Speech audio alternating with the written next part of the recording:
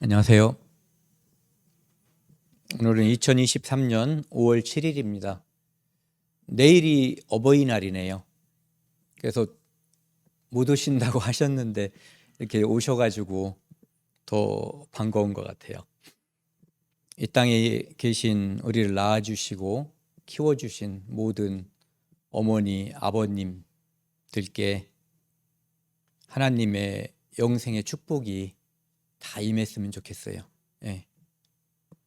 오늘 함께 나눌 말씀은 그렇게 우리 부모님들께도 그리스도인이 되는 축복이 있었으면 좋겠다는 그런 생각을 가지고 그리스도인이라는 제목으로 함께 말씀을 나누고자 합니다. 사도행전 11장 26절 말씀입니다. 함께 같이 읽겠습니다. 만남에 안데옥에 데리고 와서 둘이 교회에 1년 모여 있어 큰 무리를 가르쳤고 제자들이 안디옥에서 비로소 그리스도인이라 일컬음을 받게 되었더라. 함께 기도하시겠습니다. 감사드립니다. 하나님께서 만약에 한순간도 우리를 놓아주셨다면 우리는 이 땅에서 살 수가 없습니다. 하나님께서 살아계시고 우리를 눈동자같이 보호하시고 항상 우리를 하나님의 품 안에 품고 계시기에 우리가 이 땅에서 살고 하나님께 감사하고 그 은혜에 항상 마음을 함께 할 수 있었습니다. 오늘은 주님께서 부활하신 날을 기념하는 주일입니다. 하나님 말씀 앞에 저희가 나올 수 있도록 인도해 주시고 건강하게 지켜주시니 감사드립니다. 하나님 말씀이 전파되는 동안 우리 개인의 뜻이 나타나지 않고 오직 하나님의 거룩한 뜻만이 나타날 수 있도록 이 시간 온전히 인도하여 주옵소서. 이 모든 말씀 우리를 죄악에서 영원히 용서해 주신 예수 그리스도 이름으로 감사하며 기도드렸습니다. 아멘. 오늘 이 말씀은 사도 바울이 이제 사도행전 10장에 그 전 8장, 9장 이때 이제 등장하잖아요. 이 말씀은 복음이 예수님 말씀대로 예루살렘과 사마리아와 이제 확장되는 거죠. 그리고 이제 이렇게 점점 퍼져나가는 그런 모습을 보여주는 건데 예루살렘에 이제 스데반이 죽고 나중에 또 야고보가 순교를 당하잖아요. 그런 것으로 인해서 이제 예루살렘에 있던 성도들이 핍박을 피하기 위해서 다른 곳으로 이제 이사를 가든 도망간 거죠. 그때 그 예루살렘을 중심으로 해서 복음이 전해졌던 이것이 점점 확대가 돼가지고 확장이 돼서 그 주변에 있는 오늘날로 말하면 시리아 지역 또는 소아시아라고 했었던 그 터키, 투르키에 그냥 저는 터키라고 했으면 좋겠어요. 발음이 잘 안 나와가지고 터키 지역에 이제 복음이 전해지고 그리고 이제 로마를 중심으로 해가지고 로마 전역에 복음이 전해지고 시간이 점점 흘러서 대한민국에도 복음이 전해지는 그러한 시발점에 있었던 그런 때였어요. 그래서 안디옥이라고 하는 여기서 말하는 이제 여기 있는 안디옥은 성경에 보면 이제 안디옥이 두 가지가 나오거든요. 하나는 여기서 말하는 스리아 또는 시리아 안디옥이라고 하는 데가 있고 소아시아에 있는 비시디아 안디옥이라고 있는데 여기서 말하는 안디옥은 이제 스리아 안디옥이에요. 그래서 그 지역에 이제 복음이 전해지는 거죠. 이방 지역에 복음이 전해지기 시작한 거예요. 그것으로 인해서 바나바가 바울을 불러가지고 다소의 바울이 있었거든요. 왜 다소의 바울이 있었냐면은 예루살렘에서 복음을 전하던 바울을 유대인들이 죽이려고 이제 계획을 한 거예요. 그러니까 일단은 바울이 살게 하기 위해서 고향인 다소로 보냈어요. 거기에는 이제 유대인의 핍박이 아무래도 덜했겠죠, 예루살렘보다. 그래서 그곳에서 복음을 전하다가 바나바가 바울을 불러서 이제 이 안디옥에서 복음을 전하게 되는 장면이에요. 그리고 그때 여기 보시면은 둘이, 여기서 둘이라고 하는 것은 바나바와 바울, 바울과 바나바, 이 두 분이 교회에 1년 동안 모여 있어 큰 무리를 가르쳤다고 돼 있어요. 그러니까 1년 동안 자생적으로 생겨난 이 교회를 그들이 함께 이제 지도자가 된 거죠. 바나바와 바울이. 그래서 함께 가르쳤고 제자들이 안디옥에서 비로소 그리스도인이라 일컬음을 받게 되었더라.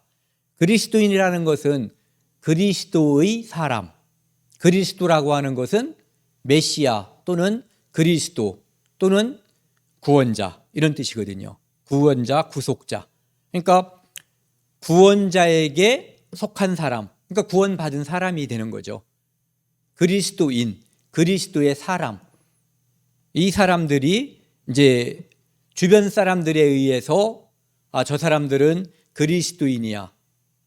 또 자기들 스스로가 나는 그리스도에게 속해 있어. 그래서 그리스도인 이렇게 불린 거예요. 어떤 경우에는 지금도 이제 이런 표현들을 쓰잖아요. 예전에는 그 천주교가 우리나라에 처음 들어올 때 천주교를 믿는 사람들을 그 예수꾼, 그런데 이제 예수란 말을 한문으로다가 옮기다 보니까 야소, 이게 예수란 말이에요. 그러니까 예수꾼인 거예요. 꾼이라고 하는 것은 뭐 노름꾼, 지게꾼, 그 일을 전문적으로 잘하는 사람들이잖아요. 그러니까 예수를 믿고 그것을 자기의 삶의 모든 것으로 생각하고 있는 사람들, 그 사람들을 예수꾼이라고 했던 거예요. 예수꾼. 그리고 예수쟁이. 요즘도 이제 이 예수쟁이란 말을 쓰죠.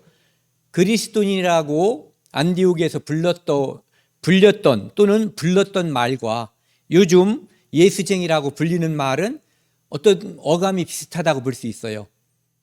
어떤 사람들이 예수 믿는 사람을 비아냥거리거나 낮게 보기 위해서 아유 저것들 예수쟁이야. 부모도 몰라본데 조상도 몰라본데 이럴 때 쓰는 말이 예수쟁이죠. 그런가 하면은 그리스도인 스스로가 나는 그리스도인입니다. 또는 나는 예수쟁입니다. 그것은 바로 나는 예수밖에 몰라요. 이 땅에서 내 삶의 소망은 예수가 전부예요. 그 안에 내 행복이 있고 기쁨이 있고 만족이 있습니다라고 이야기할 때 그것이 그런 이름이 예수쟁이죠.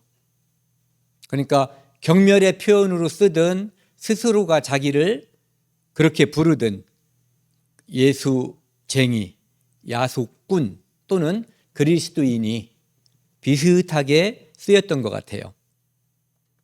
그래서 요즘은 예수쟁이라고 부르다가 또 개독이라고도 부르고 또 뭐 이상하게 부르는 이름들이 있어요. 그런데 그것을 우리가 두려워할 필요도 없고 피할 필요도 없어요. 왜냐하면 어떻게 부르든 우리가 이 땅에서 가장 영광스러운 이름은 그리스도인, 예수쟁이, 그리스도의 사람인 거예요. 그것은 왕의 자녀로 태어난 것보다 대통령의 자녀로 또는 재벌의 자녀로 태어나서 이 땅에서 살아가는 그 어떤 누구보다도 영광스럽고 복되고 만족스러운 이름이 되는 거죠. 사도행전 2장 36절에 보면은요, 이 부분은 어떤 거냐면은 성령께서 오순절날 사람들의 눈에 보이는 모습으로 성령이 내려오신 거예요.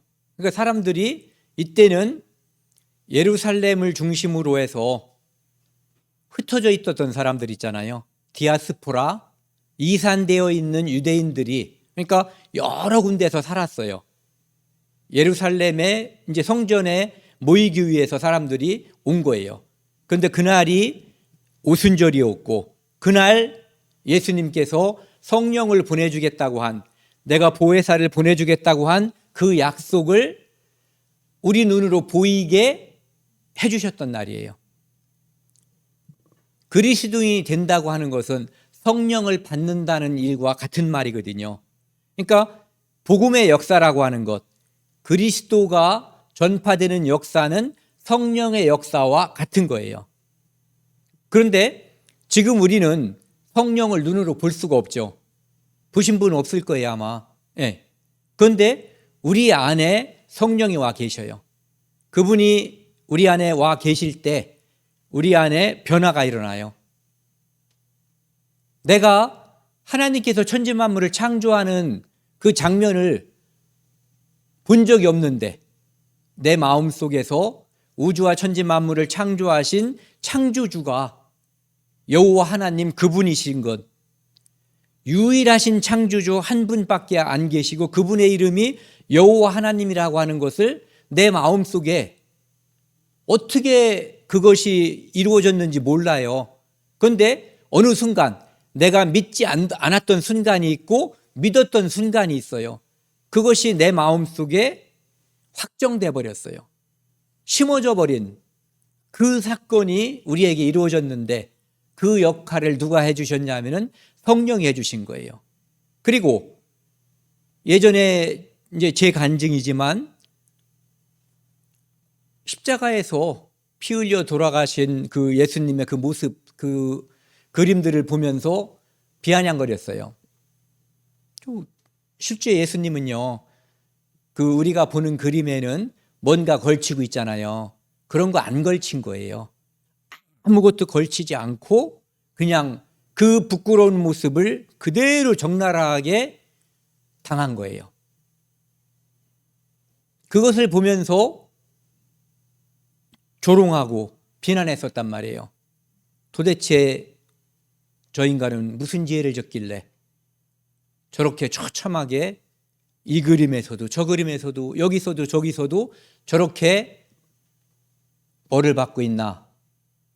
근데 성경을 배우다가 성령께서 내 마음속에 들어오는 순간에 그분이 십자가에서 달린 그 고통, 그 고난은 죄인인 나를 구원하기 위해서 그분의 죄 때문에가 아니라 내 죄를 영원히 용서하기 위해서 그분께서 부끄러움도 마다하지 않고 십자가에서 벌거벗고 피 흘려 죽으시고 우리를 다시 살게 하기 위해서 부활하셨다는 것을 믿게 됐는데 그것이 바로 성령의 역사라는 거예요. 그것을 통해서 우리가 그리스도인이 됐는데 그 그리스도인이 되는 데에는 반드시 필요한 게 있어요. 성령의 역사. 과거에는 사람들에게 성령의 계심을 알게 해주기 위해서 눈으로 보여주셨던 거예요. 어떤 비둘기 같은 형상으로 오실 수도 있고 어쨌든 눈으로다가 뭔가 이렇게 기체 또는 어떤 뭔가가 움직이는 모습이 이렇게 모습으로 보여주셨던 거죠. 저는 인디아나 존스라는 영화에서 보면은 그 법궤를 찾아서인가요? 거기에 보면은 이렇게 뭐가 휙 움직일 때 그 참 영화지만 아, 성령께서 저렇게 움직이셨을 것 같다라는 그런 생각을 하게 돼요. 그런데 이 장면은 어떤 거냐면 그때 성령께서 이렇게 사람들에게 오셨고 그것으로 인해서 하나님의 말씀을 전파하는데 예수 그리스도를 전파하는데 각 지역에서 사람들이 왔기 때문에 어떤 사람은 아프리카에서 왔고 어떤 사람은 로마에서 어떤 사람은 오늘날의 이란이나 이라크 또는 터키 지역에서 왔는데 이 사람들은 유대말을 몰라요. 그런데 자기 고향 말로 들리는 거예요. 이 디아스포라 흩어져서 살던 자기가 살던 곳의 말로 들리는 거예요. 하나님께서 이런 역사를 보여주신 거예요. 왜? 성령이 있음을 그리고 성령께서 지금 많은 사람들에게 초자연적으로 역사하고 있음을, 그래서 지금 말하는 저 사도들의 말이 하나님의 말씀이라고 하는 것을 증거하기 위해서 그것을 보여주셨던 거예요. 그래서 베드로가 설교를 했는데 한 번에 3,000명이 이제 예수를 믿게 됐다라고 이야기하죠. 그래서 엄청나게 폭발적으로 그리스도를 주인으로 섬기는, 예수를 주인으로 섬기는 사람들이 엄청나게 늘어나게 된 거예요. 그런즉 이스라엘 온 집은 확실히 알지니, 지금은 유대인에게 핏줄이 다윗의 후손, 아브라함의 후손이죠. 아브라함의 후손, 그들에게 지금 이 복음이 전해졌던 거예요. 그래서 이스라엘 온 집은 확실히 알지니 너희가 십자가에 못 박은 이 예수를 하나님이 주와 그리스도가 되게 하셨느니라. 주와 그리스도 또는 주 곧 그리스도, 이분이 우리의 주인이 된 거예요. 이분이 우리를 죄에서 속량함으로써, 값을 지불함으로써, 이분이 보혈, 그 거룩한 보혈을 지불함으로써 우리가 죄의 종에서 예수 그리스도의 종으로 이렇게 값을 누가 지불했어요? 예수님께서. 그래서 우리가 이쪽으로다가 지옥에서 천국으로 이렇게 옮겨진 사건, 이게 바로 주와 그리스도가 되게 한 사건, 제사람으로 말미암는 구원을 알게 한, 믿게 한 사건, 이것이 벌어졌던 거예요.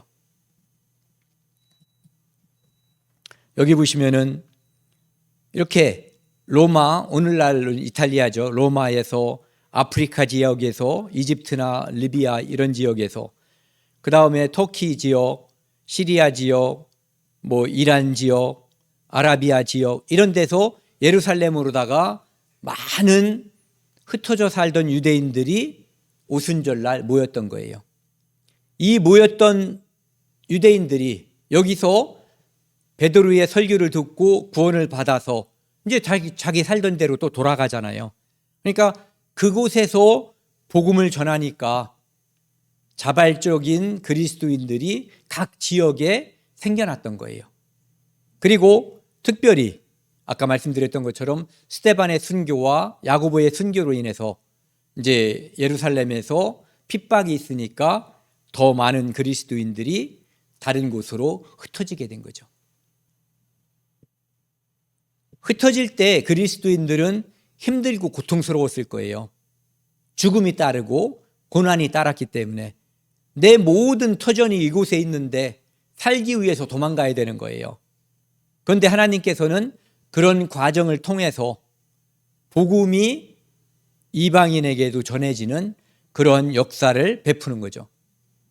여러분들이 살면서 생각지 않게 여기서 살다가 저는 평생 어디서 살 거다라고 생각을 하고 살았는데 뜻하지 않게 다른 지역에서 이사를 하고 그 지역에 있는 이웃들과 친척들, 동료들 이런 사람들에게 복음을 전하고 그들이 그리스도인이 됨으로써 교회가 탄생하는 그런 일들이 벌어졌을 거예요. 그때나 지금이나 그 일이 벌어지는 데는 반드시 필요한 것이 성령의 역사예요. 그리스도인이 된다는 것은 성령께서 역사했다는 증거거든요. 이 말씀은 이제 먼저 말씀을 드리고 싶은 것이 예루살렘의 복음이 먼저 전해졌죠. 유대인들에게.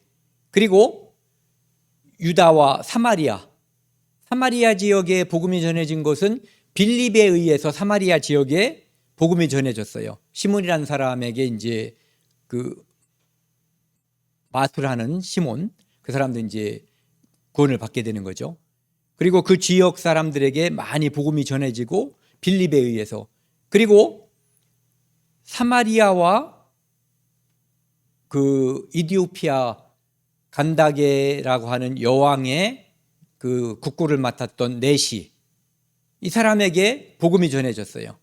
그 사람은 비록 지금 예루살렘이 아닌 이디오피아에 사는 사람이지만 하나님을 믿는, 하나님을 존중하는, 경배하는 사람이에요. 그리고 혈통이 유대인인 거예요. 그러니까 사마리아와 또 다른 혈통인 에티오피아 사람들에게, 그러니까 복음이 예루살렘에서 사마리아와 또 다른 유대인들에게 점점 전해지죠. 그리고 이 유대인들에게 전해지지만 결국은 유대인들이 흩어지게 되면서 유대인 지역 사이뿐만 아니라 그 주변에 있는 이방 사람들에게도 복음이 전해지는 일이 생겨났던 거예요. 그러니까 예수님께서 제자들에게 말씀하신 그대로 복음이 점점 확장되는 거죠.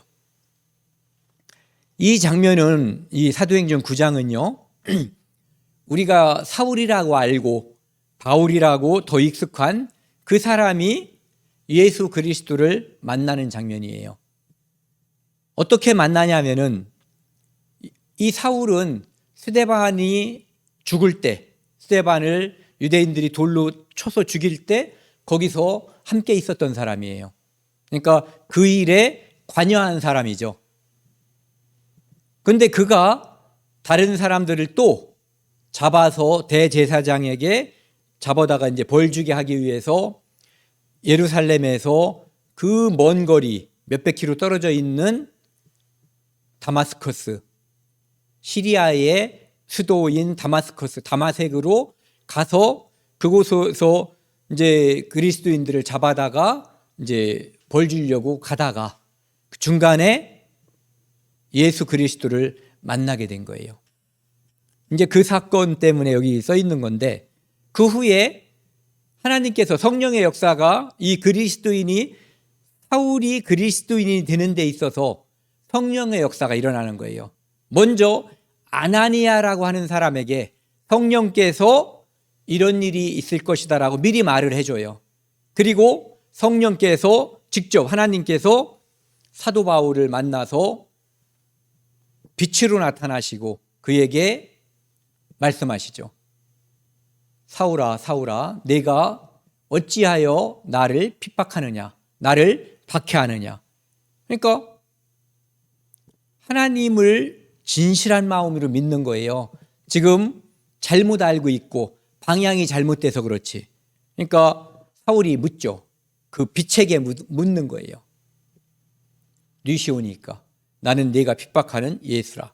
거기서 눈이 감겨지고 이제 아무것도 할 수 없는 상태가 됐다가 나중에 아나니아라는 사람을 만나고, 아나니아는 미리 사울을 만날 것을 성령께서 알려주시죠.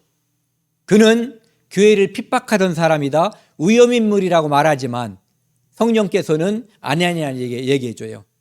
그는 교회를 위해서, 이방인에게 복음을 전하기 위해서, 이방의 왕들에게 복음을 전하기 위해서 얼마나 많은 고난을 받을 것인가를 보여줄 것이다라고 말씀하셔요. 그래서 아나니아가 사울이 있는 곳으로 가는 거예요. 그래서 사울이 있는 곳에 들어가서 네가 오는 길에 나타났던 예수께서 나를 보내어 너로 다시 보게 하고, 지금 눈이 감겨져 버린 거예요.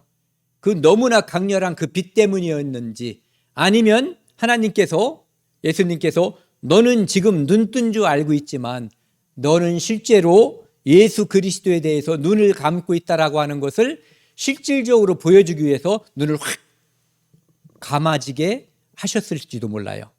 어쨌든 다시 보게 하시고 성령으로 충만하게 하신다니, 사울의 눈에서 비늘 같은 게 실제로 이렇게 덮여 있었던 것 같아요.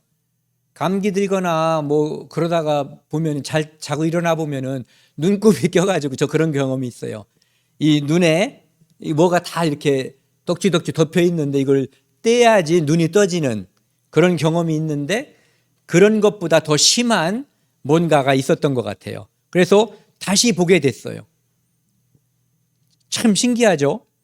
다시 보게 된 이 그리스도인 사울은 첫 번째 한 일이 세례를 받은 일이에요. 왜? 이제는 내가 예전처럼 살지 않는다. 나는 지금까지 마귀의 종이었다면 이제는 나는, 마귀의 종 되었던 나는 죽었고 이제 물속에 들어가서 죽음이에요. 그리고 다시 살아났는데 이제는 예수 그리스도의 종으로 다시 태어난다. 이것을 부활한 새 생명이 된 그리스도인이 됨을 보여주는 거거든요. 그래서 침례라고 하는 그 절차를 통해서 사울이 새 사람이 되는 것을 보여주는 거예요. 그리고 음식을 먹고 제자들과 이제 함께 있는데 20절 크게 한번 같이 읽겠습니다. 즉시로 각 해당에서 예수가 하나님의 아들이심을 전파하니. 즉시로.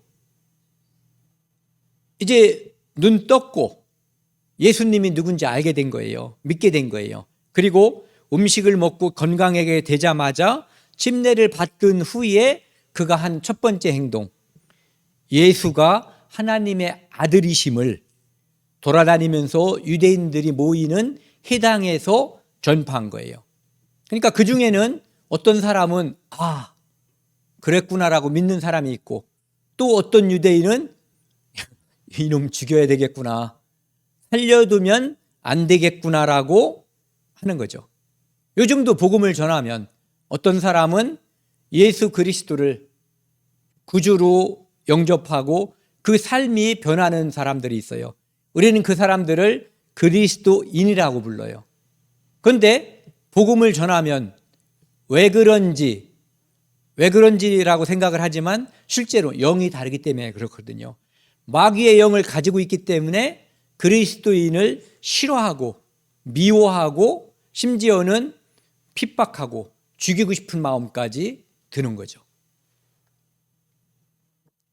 그래서 생명이 오자마자 생명의 주인이신 예수 그리스도를 전파하는 그리스도인이 탄생한 거예요. 그러니까 듣는 사람들이 다 놀래가지고 저놈이 누구였냐? 예수를 믿는 사람을 죽이던 자가 아니냐 이거죠. 그런데 이제 그가 여기에 온 것도 예수 그리스도를 믿는 사람들을 다 잡아 죽이려고 왔었는데 이제는 그가 예수를 그리스도라고 증언한다는 거예요. 예수를 그리스도라고 증언하는 사람이 그리스도인이에요. 그리스도의 사람만이 예수를 그리스도라고 증언할 수 있어요.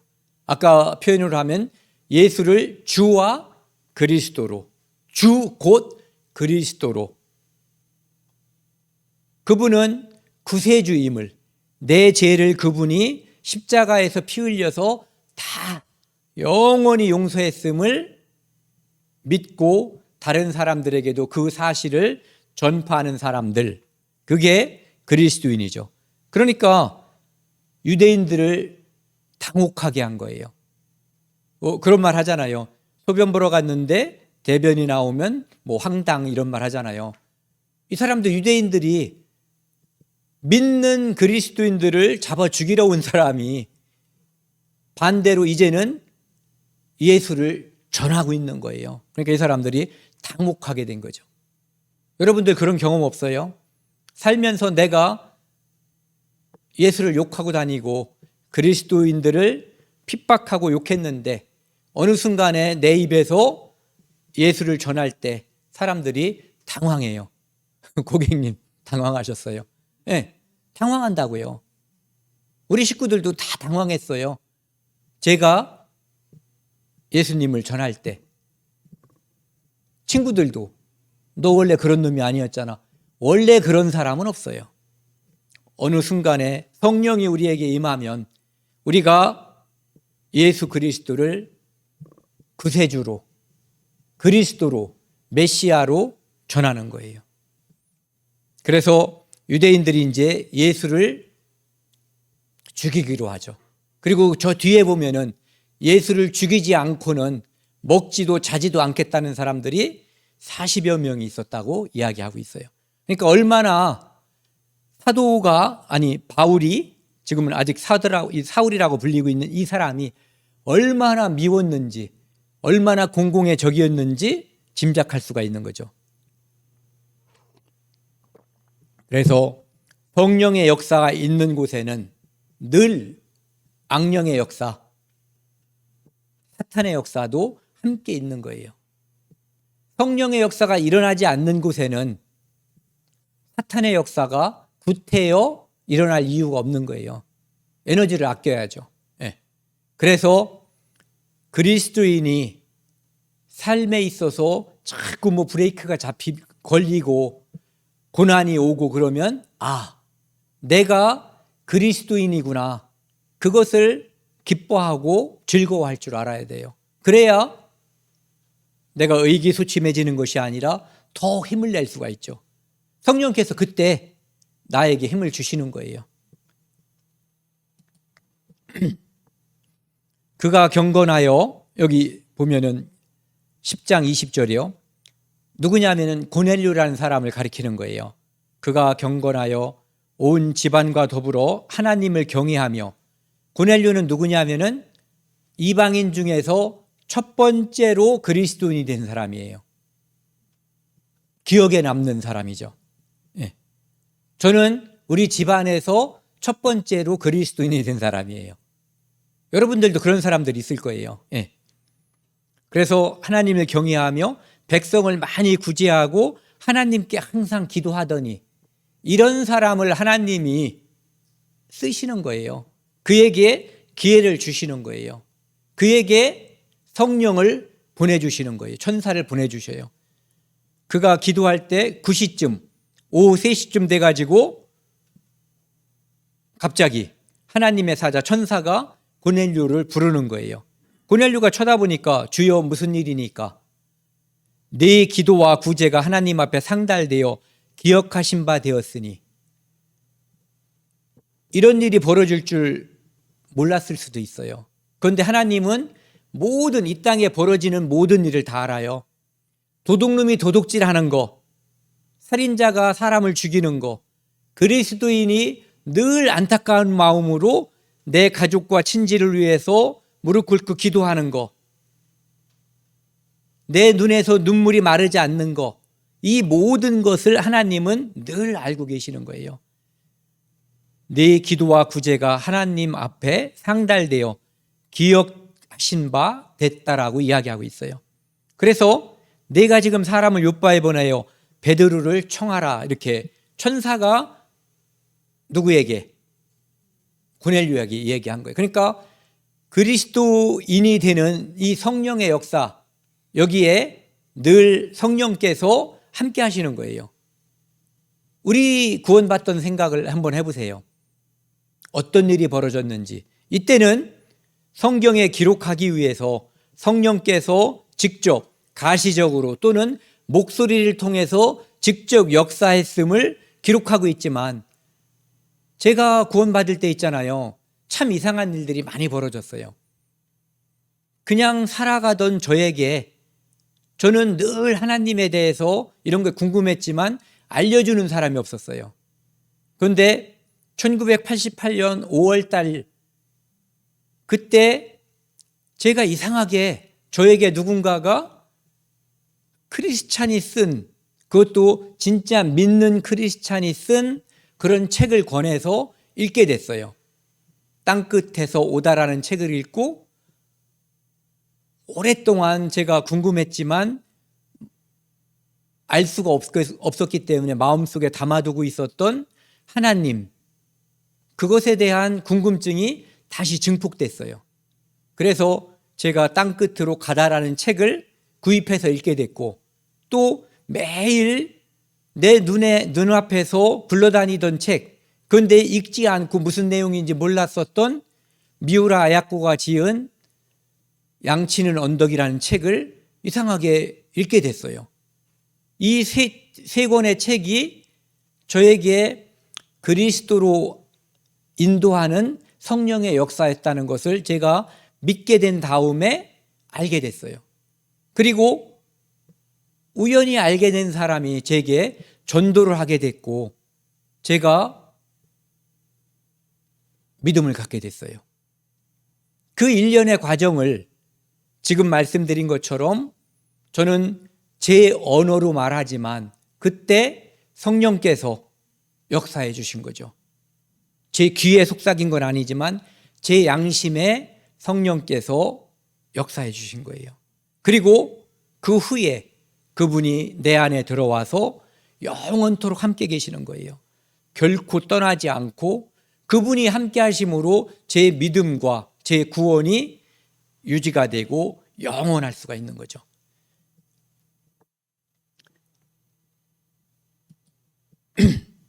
여기가 가이샤라예요. 여기가 요빠죠. 여기서 여기까지는 한 50km 된다고 그래요. 거기에 있는 이제 베드로를 청하는 거예요. 50km면 요즘 그냥 쓰는 말로 한 100리가 넘는 거죠. 그러니까 걸어갔다가 걸어와야 된다면 갈 때 하루 이상 걸릴 거예요. 그냥 죽으라고 맘먹고 걷지 않는 한은. 또 와야지 되니까 이렇게 하다 보니까 한 4일 정도가 소요되는 그런 시간인 것 같아요. 거리가. 베드로가 기도하려고 하는데 좀 전에 성령께서 누구에게 역사했어요? 고넬료에게. 이제는 베드로에게 역사하는 거예요. 그래가지고 베드로에게 위에서 이렇게 상이 내려오는데 거기에 땅에 있는 각종 네 발 가진 짐승과 기는 것과 공중에 나는 것, 이것은 레위기 11장에 나와 있는 부정한 짐승들, 그러니까 유대인들이 먹지 말아야 할 짐승들이 여기에 가득한 거예요. 그러니까 베드로는 유대인이죠. 그러니까 이런 짐승들을 먹지 않는 사람이에요. 그런데 하나님께서 먹어라, 이것을 3번이나 하는 거예요. 그러니까 나는 그런 거 지금까지 안 먹었어요. 그리고 먹을 수 없어요라고 말하는데 하나님께서는 먹어라 하면서 3번 명령을 하신 거예요. 그리고 나서 이제 나중에 그것이 사라져 버리죠. 이게 바로 그거예요. 잡아먹어라. 그리고 나서 3번 동안 그 똑같은 말씀이 있고 난 다음에 이것이 공중으로다가 올라져 버렸어요. 그러니까 도대체 이게 무슨 뜻일까? 하나님께서 말씀하셨는데 베드로는 무슨 뜻인지 몰랐어요. 그런데 나중에 이제 그것을 알게 해주시는 거죠. 그래서 베드로가 환상이 무슨 뜻인지 몰라가지고 그 장면이 무슨 뜻인지 몰랐어요. 그런데 그때 마침 고넬료가 보낸 그 3사람이 시몬이 있는 요빠의 해안가에 지금 유숙하고 있는, 그러니까 예루살렘에서 요빠라고 하는 곳에 와서 있는 베드로에게 3사람이 온 거예요.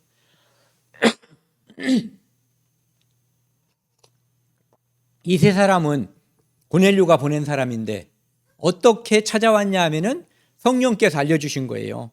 요빠로 가고 해안가로 가면 시몬이라는 사람의 집에 베드로가 있다.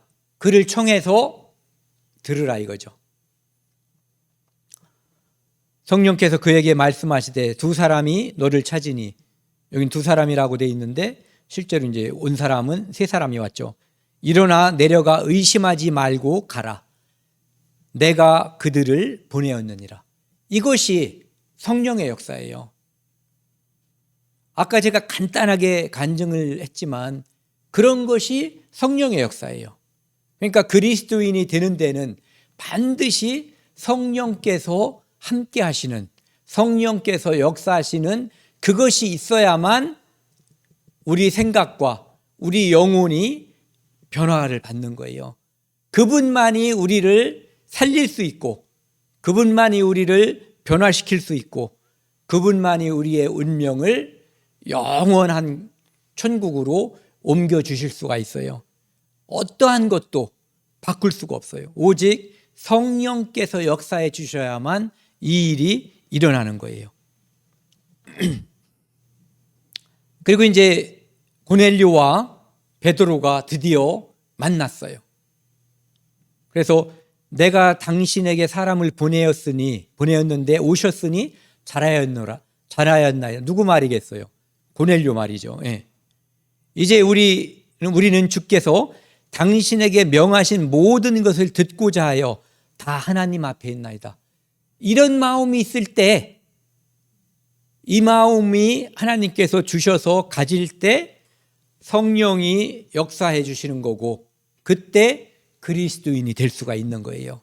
예, 말씀에 순종할 마음가짐이 밭을 간다 그러죠. 우리가 사람의 마음에 밭을 간다 그러는데 내가 악한 마음을 가지고 있고 예수 그리스도를 믿는 것을 악담을 하고 싫어할 때는 이런 일이 안 벌어지는 거예요. 그런데 하나님께서 내 마음을 정돈해 주는 거예요. 마치 밭에서 돌멩이를 건져내고 갈아서 씨앗을 심으면 잘 자랄 수 있는, 그리고 그곳에 물을 주고 햇빛이 잘 비칠 수 있는 그런 토양을 만들었을 때, 그때 씨가 떨어지면 여기서 싹이 나고 열매가 30배, 60배, 100배 자라게 되는 거죠. 베드로가 뭐라고 말씀하냐면은 하나님은 사람의 애모를 보지 아니하시고, 이 사람은 이탈리아, 그러니까 로마 장교인 거예요. 군인. 이 당시에 로마 장교는 누구예요? 유대인들을 압박하는 사람들이에요. 식민지, 옛날 우리로 따지면은 일본 놈 군사 장교인 거죠. 그리고 그는 율법을 모르고 유대인이 아닌 사람이에요. 그런데 하나님을 경외하고 때 맞춰서 기도하고 하는 그러한 사람이죠. 그러니까 이 마음을 보신 거예요, 하나님께서. 35절 같이 읽겠습니다. 각 나라 중 하나님을 경외하며 의를 행하는 사람은 다 받으시는 줄 깨달았도다. 이런 사람, 아까는 하나님을 경외하고 기도하는 그 사람을 하나님께서는 성령을 통해서 그 마음을 다시 말씀 앞으로 인도해 주시고 그에게 성령의 선물을 주시는 거죠.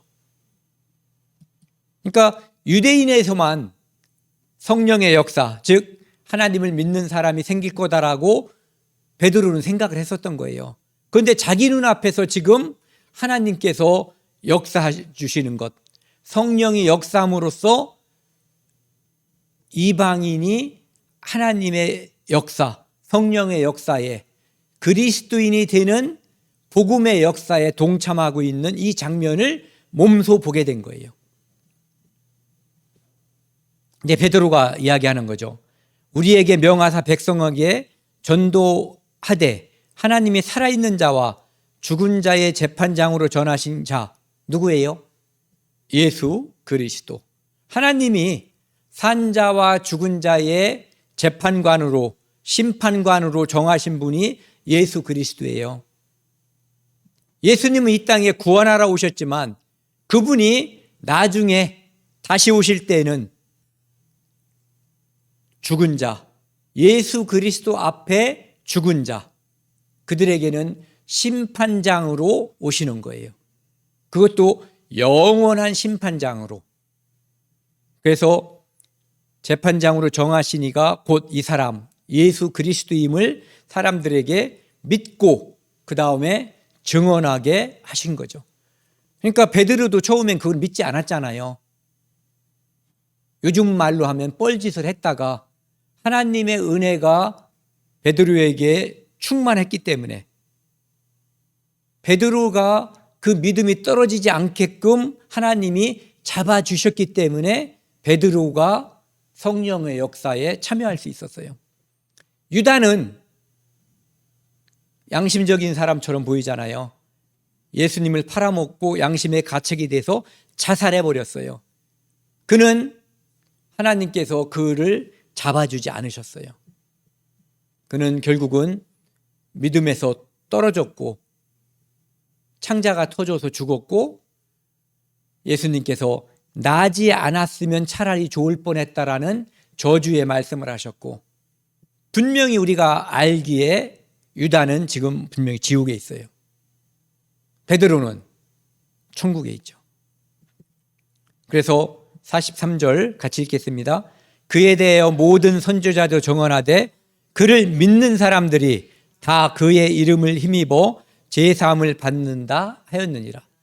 그리스도인이라고 하는 것은 그리스도를 믿는 사람, 예수 믿는 사람, 교회 다니는 사람, 구원받은 사람, 많은 제목들이 따라다닐 수 있지만 제사함을 받은 사람, 즉 구원받은 사람, 영원한 속죄함을 받은 사람, 이것이 그리스도인의 가장 중요한 정의예요.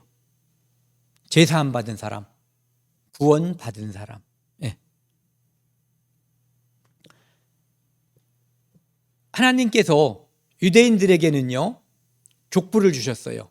그래서 예수님이 탄생할 때까지의 족부가 성경에 기록되어 있죠. 그것이 없었다면 예수님이 유다 지파에 속해 있는지, 첫 번째 아브라함 자손인지, 유다 지파인지, 다윗의 후손인지 알 수가 없는 거잖아요. 그런데 유대인들의 족보가 성전에 보존되어 있었기 때문에 그가 예수 그리스도를 그 당시 사람들이 그냥 요셉의 아들이라고 비난했지만 나중에라도 분명하게 알게 됐겠죠. 그 성경의 족보에 따라서 정확하게 아브라함의 후손과 다윗의 후손으로 오신 메시아 그리스도이심을 알게 됐을 거예요.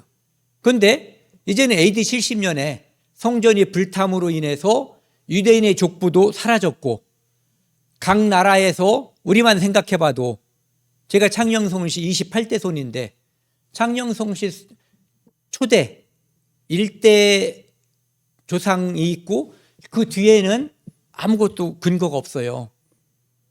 그런데 그럼 우리는 어떻게 해서 하나님과 붙을 수가 있는가 생각을 해봤더니 진짜 쉽고 좋은 게 떠올랐어요.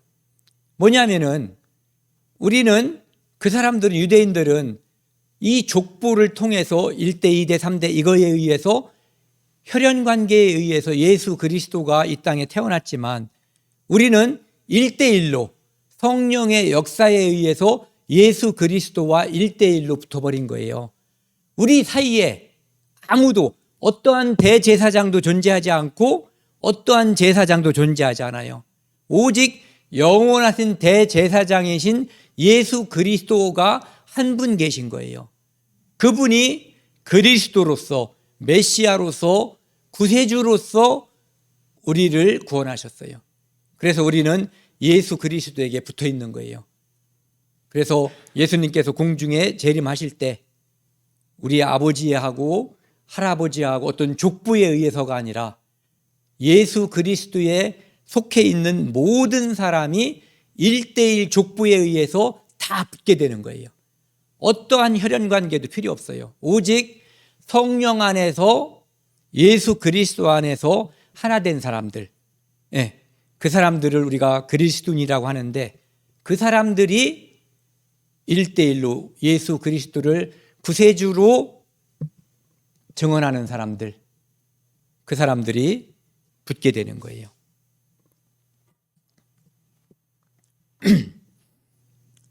그리고 이제는 고넬료가 믿음을 갖게 된 거예요. 고넬료뿐만 아니라 고넬료의 온 집안 사람들, 친족들까지 이제 믿음을 갖게 됐죠. 그러니까 베드로가 이제 뭐라고 얘기하냐면은 우리와 같이 이 사람들은 보이는 성령을 받았죠. 그리고 이때까지도 보이는 성령이 임했을 가능성이 있어요. 우리와 같이 성령을 받았으니 누가 능히 물로 세례를 베품을 그 말이요. 그러니까 침례받는 것이 이제 당연하고 마땅하다는 것을 이야기하고 있는 거죠. 그래서 예수 그리스도 이름으로 세례를 침례를 베풀라. 그러니까 그들이 베드로가 이제는 전할 걸 다 전했어요. 그런데도 너무너무 아쉬운 거예요. 저분이 입에서 나오는 하나님의 말씀, 예수 그리스도를 증거하는 그 말씀을 더 듣기를 원하는 거예요. 그 말씀 듣는 사람 더 듣기 원하고 목말라 애원하니 그 말씀 진리라. 이 말씀을 듣고 싶어 하는 거죠. 그래서 그리스도인이 된 사람은 침례를 받게 되고, 그리고 함께 그리스도인이 된 사람들과 친교, 교제하기를 원하게 돼 있어요. 예. 그리스도인이 됐다고 하는데 말씀 듣기도 원하지 않고 그리스도인들끼리의 교제를 그리워하거나 원하지 않으면 혹시 생각을 해봐야지 돼요. 왜? 그리스도인은 그렇게 되어 있는 사람들이에요. 성령께서 그것을 원하시고 성령이 그렇게 인도하셔요. 그 인도함이 없다면 내 안에 혹시 빠진 게 있는가? 성령이 아직 오지 않았지만 종교 생활을 할 수가 있어요. 일요일 날 교회 올 수 있고 수요일 날 교회 올 수가 있어요. 하지만 이 안에 성령이 오셨어야지만 이 모든 것이 믿어지고 침례를 받고 싶은 마음도, 성도끼리의 교제하고 싶은 마음도 생기게 되어 있는 거예요. 그래서 교제의 손길을 내미는 것과 교제의 손길을 내밀었을 때 거기에 응하는 그리스도인이 참 소중한 거예요.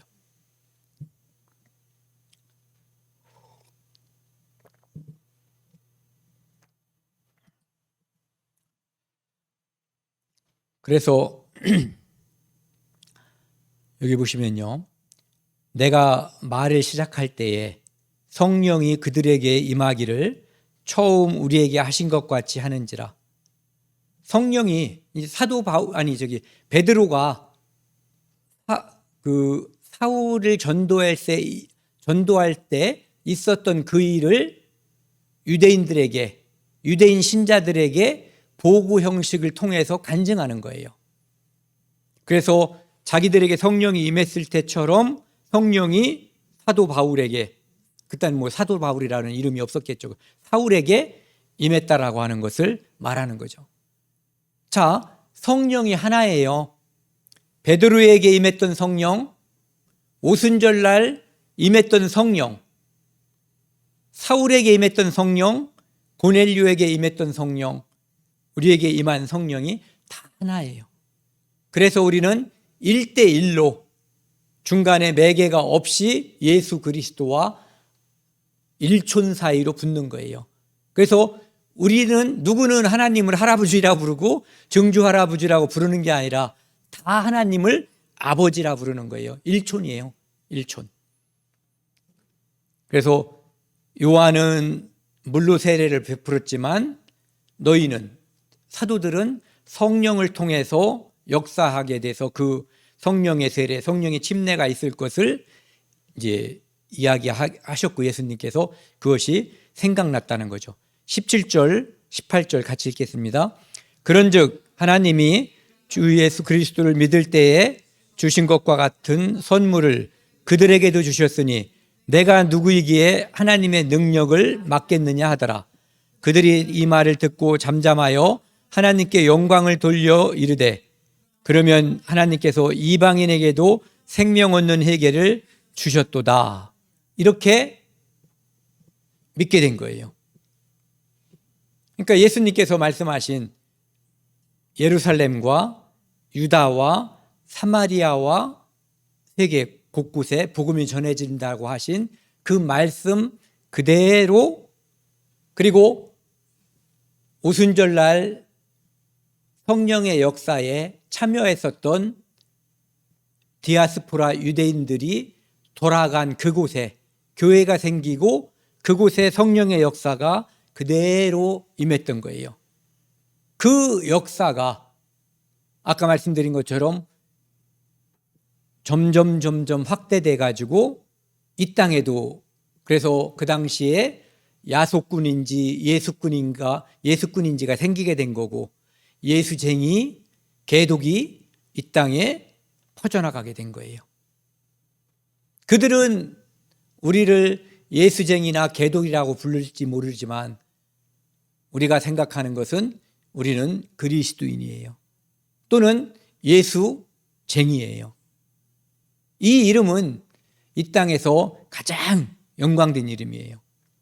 그래서 하나님이 우리가 주 예수 그리스도를 믿을 때에 주신 것과 같은 선물, 성령, 사도들에게 주셨던 그 성령을 이제는 이방인에게 주시고, 이방인을 구원받게 하고 나서 사도 바울을 구원받게 함으로써 사도 바울이 이방인의 사도로서 온 세상에, 멀리는 로마까지, 더 멀리는 스페인, 서바나까지 이렇게 복음이 전해지게 했고, 그 후에 사도들의 행전인 사도행전은 28장에서 끝을 맺지만 그 뒤에 제자들이 이 안에 그리스도인이 와 있는 성령의 역사를 통해서 전 세계에 복음이 전해진 거죠. 그래서 그것을 통해서 하나님께서 이방인에게도 생명 얻는 회개를 주셨기 때문에 이것을 통해서 우리에게 생명이 왔고 성령이 왔고 이제 우리가 그리스도인이 된 거예요. 그리고 이제 우리는 또 다시 다른 사람들에게 생명 얻는 회개를 알게 해주는 거죠. 심지어는 아직 예전에는 우리가 미전도 종족이었잖아요. 그래서 천주교가 또 선교사들이 우리를 전도하기 위해서 조선시대에 왔단 말이에요. 그런데 이제는 우리 대한민국에 있는 교회들이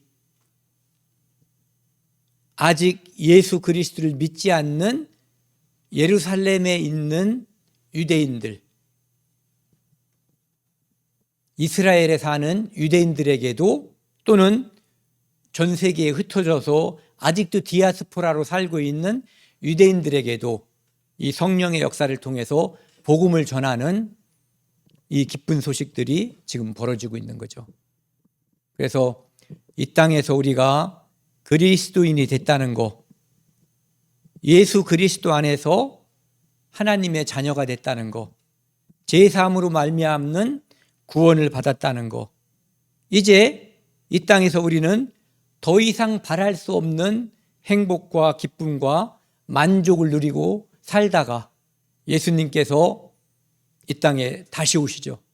그분이 첫 번째 오셨고 다시 오시는데 그분이 첫 번째 오신 목적을 우리는 달성한 사람들이에요. 아직 그것이 달성되지 않았다면 두 번째 오시는 그분을 맞을 수가 없는 거예요. 네. 그래서 다시 오시는 예수님을 맞을 수 있는 준비를 다 해야지 돼요. 그거에 대한 답이 그리스도인이에요. 그래서 아직 이 안에 성령이 오지 않은 사람들은 그것을 위해서 유일하게 기도해야지 돼요. 그것만을 위해서 기도해야지 돼요. 다른 거 아무것도 바라지 말고 오직 한 가지만을 위해서 기도하고, 그리고 내 주변에 아직 믿지 않는 가족과 친지가 있다면 우리는 다른 것을 다 멈추고 그것을 위해서 기도하는 그리스도인이 되어야 될 것으로 생각을 합니다. 오늘 여기까지 함께 교제하고요. 이 한 주간도 아직 믿지 않는 사람들에게 복음을 전하는, 그리고 내가 아직 지금 믿지 않고 있다면, 성령이 내 안에 역사하고 있지 않다면 그것을 위해서 기도하는 우리가 되어야 하겠습니다. 함께 기도하시겠습니다. 하나님 아버지, 감사합니다. 오늘 그리스도인이라는 제목으로 하나님 말씀을 함께 상고했습니다. 하나님께서는 예루살렘과 온 유다와 사말리아와 땅끝까지 이 복음이 전해질 것이라고 말씀하셨고, 그 예언대로 또는 그 명령대로 그 말씀이 우리에게도 전해지고 또 우리가 그리스도인이 되어 또 다시 복음을 전하고 있습니다. 하나님 아버지, 우리에게 담대함을 주시고 우리가 오직 이 땅에서 소망을 한 가지에만 집중할 수 있도록 도와주십시오. 우리가 구원받지 않은 우리 가족들에게 복음을 전하는 일을 나의 유일한 사명으로 삼고 살 수 있도록 도와주십시오. 이 모든 말씀 우리를 구원하신 예수 그리스도 이름으로 감사하며 기도드렸습니다. 아멘.